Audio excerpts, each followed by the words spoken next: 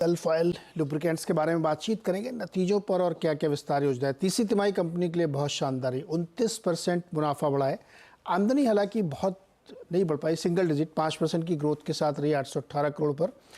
वहीं मार्जिन में significant improvement आई के हाईएस्ट एवर मार्जिन भी शायद कंपनी ने क्लॉक किया 13.5%, चाहे क्वार्टरली देखिए चाहे ईयरली देखिए, बहुत अच्छी ग्रोथ देखने को मिली है।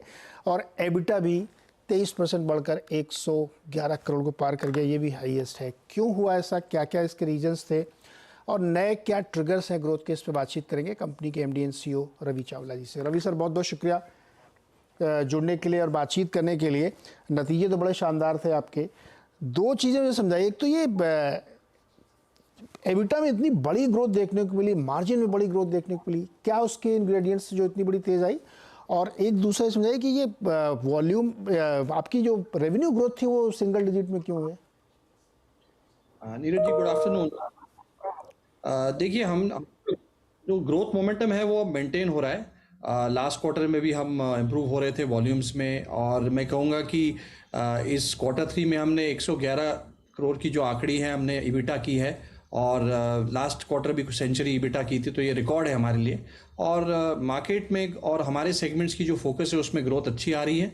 आपने जो रेवेन्यू की बात की थी, एक्चुअली 9 मंथ्स रेवेन्यू हमारा 10% बढ़ा है।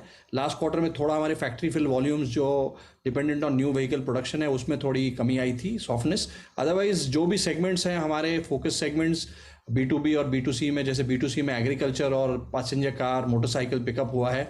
हमारे कुछ नए प्रोडक्ट्स भी आए हैं बोथ टॉप एंड में और वैल्यू एंड में, उससे हमें वृद्धि मिल रही है। और मार्जिन एनहांसमेंट में कहूँगा डेफिनेटली प्रोडक्ट मिक्स और जो हमारी ग्रोथ हो रही है उसको मेंटेन कर रहे हैं।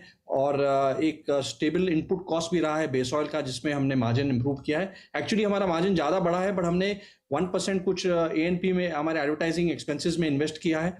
और इसके अलावा भी आप देख रहे हैं कि मार्जिन इंप्रूवमेंट 13.5% है। और ये बैंड जो हमने 12 to 14% का बताया था उसमें अब आप हायर एंड में है, और उम्मीद है कि ये बैंड में हम मूव कर सकेंगे depending on stable cost and competition.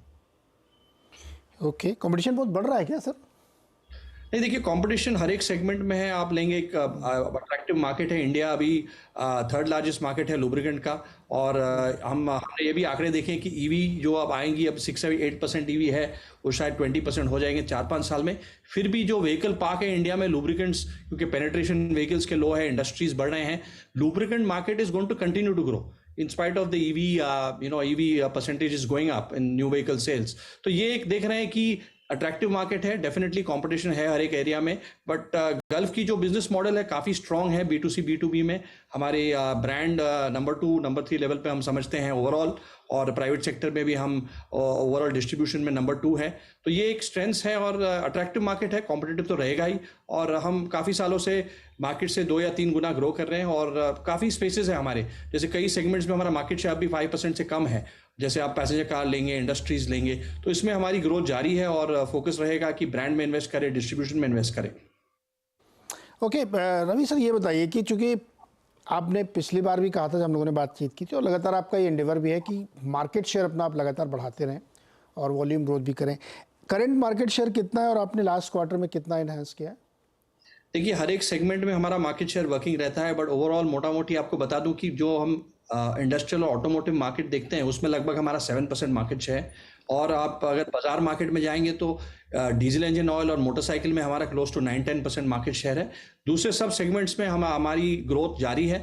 और जैसे मैंने बताया कि 2 to 3x तो हमारा लक्ष्य रहता है कि इतना हम जरूर ग्रो करें। अगर आप वॉल्यूम ग्रोथ देखेंगे तो मार्केट लगभग 3% ग्रो हो रहा है, तो हम डेफिनेटली 2-3x ट्राई करते हैं। और हमने ये भी देखा है कि वैल्यू ग्रोथ जो higher end products, value products, premium products से आता है, उससे हम देख रहे हैं कि मार्केट में भी, इंडस्ट्री में 6 to 7% ग्रोथ आएगा वैल्यू में हर साल में। तो उसका भी हम देख रहे हैं कि उसका भी हम कैपिटलाइज करें बोथ वॉल्यूम और वैल्यू के बेसिस में। ओके, रवि जी, एडब्लू का क्या प्रदर्शन रहा, कैसा वो कर रहा है? देखिए, एडब्लू एक सप्लीमेंट्री प्रोडक्ट है, क्योंकि हमारे डीजल इंजन ऑयल में काफ़ी अच्छा मार्केट शेयर है। तो ये हमारे जो यूजर्स हैं BS6 व्हीकल्स डीजल के हैं, वो ये प्रोडक्ट यूज़ करते हैं। ये एनवायरनमेंट फ्रेंडली प्रोडक्ट है। इसको एक टैंक में रखते हैं, जो गाड़ी है कमर्शियल व्हीकल, जब एमिशन बाहर आते हैं तो ये यूरिया सोल्यूशन स्प्रेड करके उस एमिशन नॉक्स को इम्प्रूव करता है, और एमिशन अच्छा जाता है एनवायरनमेंट के लिए। ये एक जैसे आप 100 लीटर्स डीजल यूज़ करेंगे तो 4 लीटर आपको एडब्लू यूज़ करना है। और ये प्रोडक्ट हम काफ़ी सालों से मैन्युफैक्चर कर रहे थे, बट अब डिमांड अच्छा आया है, हमारा डिस्ट्रीब्यूशन भी फैला हुआ है, ओईएम्स भी हैं, तो इसमें हम 10-15% ग्रोथ लेंगे और हमारा मार्केट शेयर टॉप 3 में है यहाँ। और ये एक अच्छा एक रेवेन्यू है, लो प्राइस प्रोडक्ट है, सिंगल डिजिट मार्जिन है, बट एडिशनल रेवेन्यू है without any except freight, the expenses are not too much on this segment. Okay. अच्छा रवि जी, ये जो ईवी के लिए भी आप ऑयल देते हैं, मुझे एक चीज़ बताइए कि ईवी सेगमेंट कैसा ग्रो कर रहा है, पहला सवाल है। दूसरा, मैंने ऐसा सुना है कि बहुत सारी रिपोर्ट्स में लिखा जा रहा है कि ग्लोबली ईवी का चार्म थोड़ा सा कम हो रहा है, लोग उसकी तरफ उतना ज़्यादा अब अट्रैक्टिव नहीं रह गए, या ये उनको लगता है रिप्लेसमेंट में इतनी ज़्यादा कॉस्ट है कि चूँकि अब वो 5-7 साल एक साइकिल पूरा हुआ है।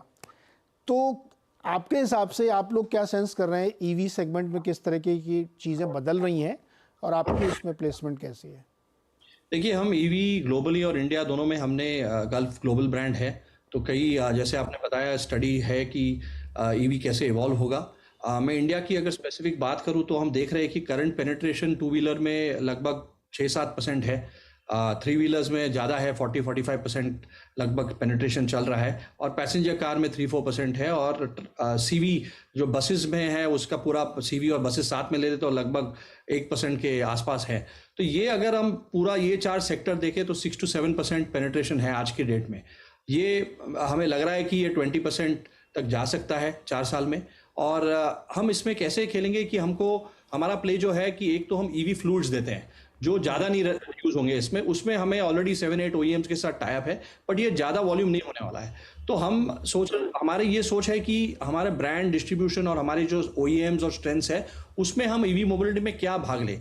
तो अभी हमने कुछ इन्वेस्टमेंट्स किए हैं, जैसे आपने बताया हमारा स्ट्रेटेजिक प्ले उसमें चालू हो गया है। हम charger, car chargers, slow chargers और फास्ट चार्जर, अब डीसी चार्जर्स में हमने इन्वेस्टमेंट किया है। हाल ही अक्टूबर में हमने एक 51% स्टेक एक इंडियन कंपनी टायरेक्स में हमने लिया है जो डीसी फास्ट चार्जर्स बनाएंगे। तो इसमें हम चाह रहे हैं कि हम डेफिनेटली सब्सटैंशियल ग्रोथ होगा इस सेक्टर में और हम उसमें भाग लें। तो उसमें ज़रूर हमारी जो डिस्ट्रीब्यूशन है, ब्रांड है और हमारे जो कस्टमर्स हैं उसके साथ इसको हम इस डीसी चार्जर को पेश करें, कार चार्जर को भी पेश करें, और हम दूसरे एरियाज में भी देख रहे हैं, बट फिलहाल ये 2 एरिया में हमारा फोकस है। सर ये वाला क्वेश्चन तो बढ़िया सा आपने बताया मुझे। क्या ये सच है क्या कि ईवी की तरफ थोड़ा लोगों का रुझान कम हो रहा है? देखिए, हम देख रहे हैं कि ईवी की जो एक्सेप्टेंस है, बिकॉज ईवी इन्वायरमेंट के लिए अच्छा है। ईवी तो डेफिनेटली कुछ आप देख रहे हैं कि कई ओईएम्स ने भी ईवी की जो एजेंडा है, बट इंडिया में मैं कहूँगा EV plus other alternative fuels की भी बात चल रही है। तो different ways to look at, जो हम देख रहे हैं कि चैलेंजेस हैं हमारे, और आप देख रहे हैं कि ईवी में जो पहले हम पेनिट्रेशन एक्सपेक्ट कर रहे थे, इसके लिए हमको चैलेंजेस बहुत है, नेटवर्क, कॉस्ट, ये सब जब हम चैलेंजेस को हम सेटल करेंगे और डेफिनेटली इसको एक जैसे कई ओईएम्स ट्राई कर रहे हैं तो ज़रूर मॉडल्स नए आएंगे, नए हाइब्रिड अब बात कर रहे हैं लोगों के, तो काफ़ी कुछ डेवलपमेंट्स हो गए हैं। बट हमारी ये एस्टिमेट है कि ये 6-7% जो आज पेनिट्रेशन है इस 4 सेगमेंट्स में, ये लगभग 20% हो जाएगा 4 साल में। बट फिर भी मैं कहना चाहूँगा कि जो व्हीकल पार्क है जो आईसी इंजन का है, ये 4 क्षेत्र जो मैंने बताया, 2 व्हीलर, 3 व्हीलर, कार और कमर्शियल व्हीकल्स, ये अब लगभग हम व्हीकल पार्क 334 मिलियन व्हीकल्स हैं इंडिया में। ये ईवी के आने के बाद में भी 20% जो होगा 4 साल के बाद, फिर भी वो 428 हो जाएगा। तो व्हीकल पार्क बढ़ने वाला है, तो lubricant demand is going to continue growing and EV will make a impact, but as you said it is going little slowly than anticipated.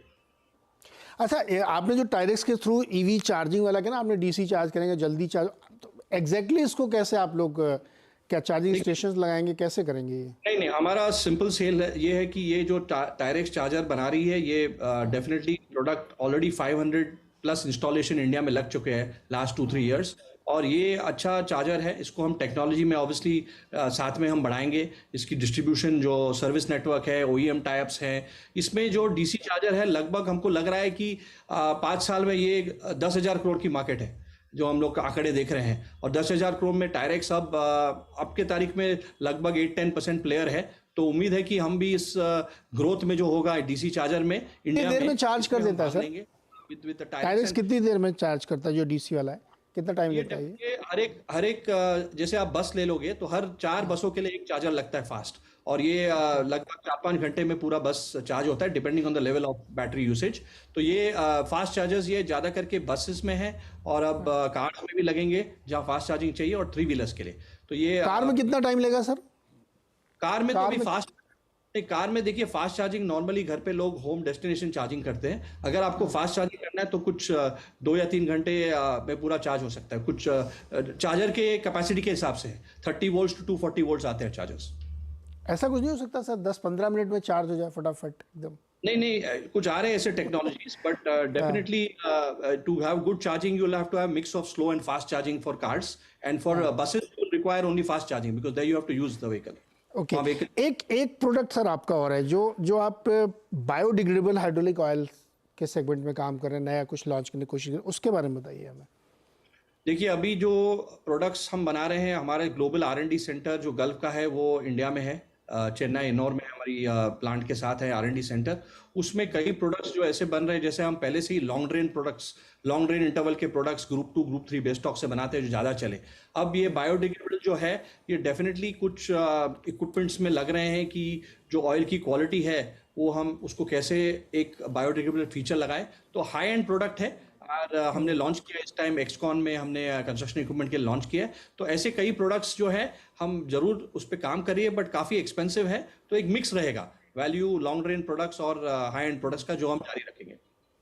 Sir last question, जो गल्फ ऑयल के investors हैं वो ये सुनना चाहते हैं कि नेक्स्ट ट्रिगर क्या है आपके लिए ग्रोथ का, जहाँ पे आप सबसे ज़्यादा होपफुल हैं? देखिए हमारे लिए जो ओवरऑल हम देख रहे हैं कि मार्केट शेयर हमारे कई सेगमेंट्स में 9-10% है, और उसमें कंटिन्यू टू ग्रो 2x और 3x the market.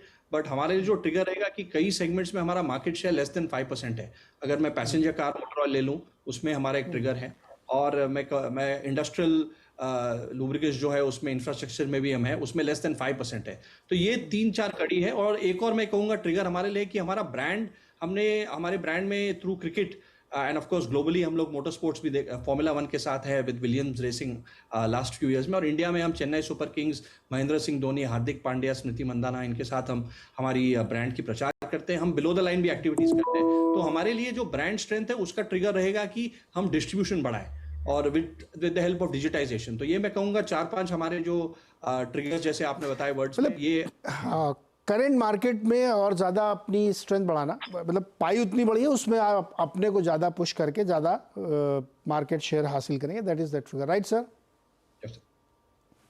Okay Ravi sir, बहुत बहुत शुक्रिया जुड़ने के लिए और बातचीत करने के लिए, दर्शकों के समझाने के लिए कि गल्फ ऑयल में अब आगे ग्रोथ के ट्रिगर्स क्या है, क्या क्या नई नई चीज़ें कर रहा है गल्फ ऑयल। नतीजे बहुत शानदार थे, और 14% मार्जिन का गाइडेंस है जो अपर एंड पे है, कंपनी अचीव करने की बात कर रही है।